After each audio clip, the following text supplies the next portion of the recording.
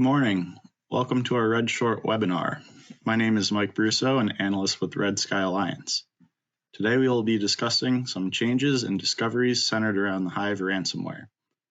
These changes include adaptations inspired by BlackCat Ransomware, discoveries from Kookmin University in South Korea, and the novel obfuscation technique dubbed Ipfuscation. Let's start off with some background facts about the Hive ransomware group. Hive ransomware was first discovered in June of 2021.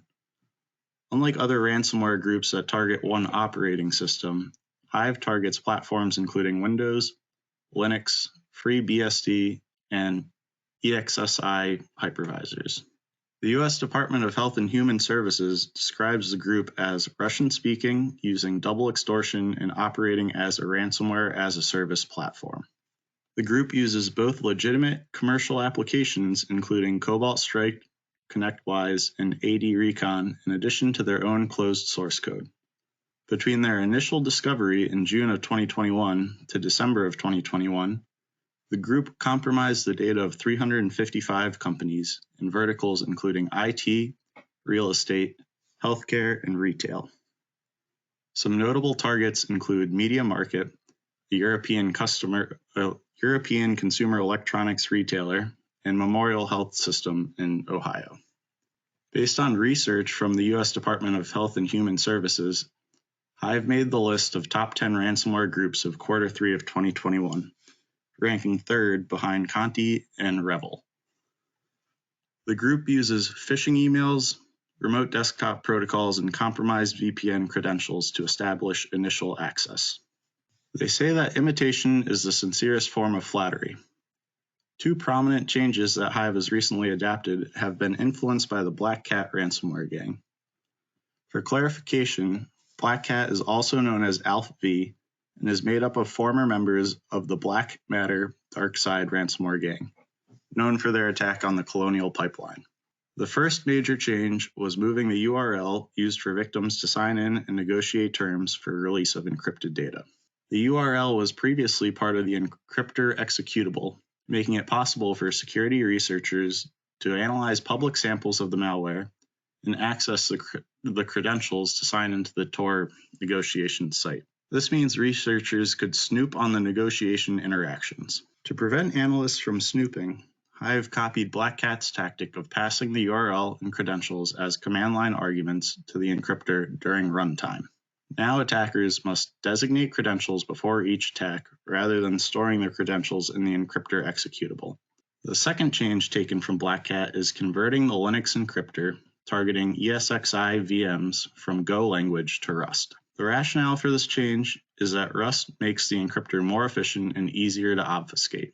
By increasing obfuscation, Hive makes their encryptor harder to analyze and reverse engineer. Virtualization of servers is common among businesses, and we expect to see more dedicated encryptors targeting ESXi virtual machines. An interesting side note is that Twitter user and malware analyst Ravitna, who was interviewed by Bleeping Computer about the changes to Hive, posted an image of a Hive sample and VirusTotal being flagged by 28 of the 69 security vendors as BlackCat ransomware. The Hive ransomware group has developed an innovative way to obfuscate their code. The method was discovered by Sentinel Labs and has been dubbed Ipfuscation. Ipfuscation is used on the group's 64-bit Windows executable and contains a payload used to deliver Cobalt Strike. The payload looks like an array of ASCII IPv4 addresses that malware analysts would likely assume are command and control servers for the ransomware to reach out to. The IP address strings are actually converted to binary, creating a blob of shellcode written to heap memory. The shellcode is a Cobalt Strike stager used to download and execute Beacon. To execute the code, two variations exist. One uses direct syscalls using Hell's Gate. The other uses the Windows function to enumerate the user's interface language and calls a callback function. This novel obfuscation method can be used to hide binaries in IPv6 addresses, MAC addresses, and UUIDs.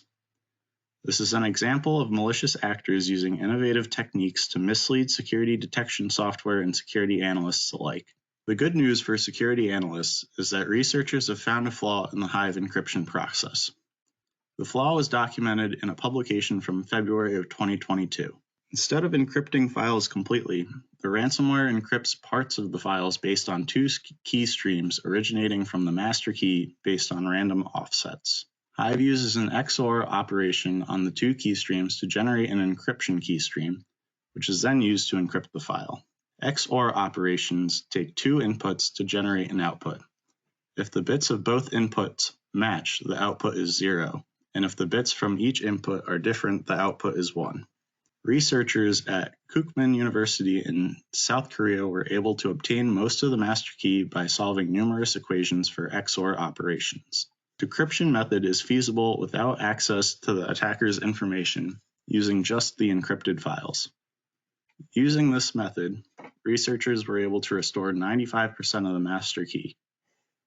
The expectation is that this will be a huge benefit for individuals or organizations that are compromised with Hive ransomware. The actors behind Hive ransomware have proven to be innovative in their tactics, techniques, and procedures. It is likely that they will continue to use their newly developed Ipfuscation and other variants to deceive analysts and security systems. Developing a method for recovering the master key is a huge breakthrough, but I would expect the group to adapt and change their encryption method in the near future. Judging by the group's use of other ransomware as inspiration, I suspect they will adopt an encryption technique similar to those used in the wild by other groups. To protect your organization from ransomware attacks, some tips include: maintain offline encrypted backups that are regularly tested. Keep images of systems and templates that include pre-configured operating systems with associated software applications that can be deployed to rebuild a system quickly.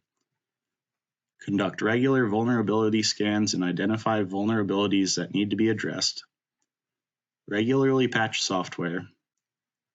Employ best practices for use of RDP and other remote desktop services. Use strong VPN credentials and be sure to keep them private.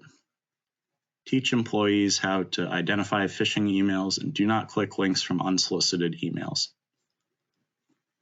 That's all for today.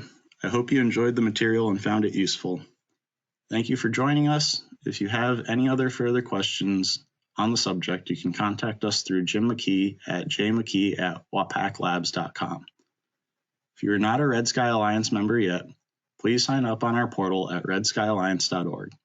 Your membership is free and will give you access to a variety of Red Sky Alliance content. Have a nice day, and we hope to see you again next week.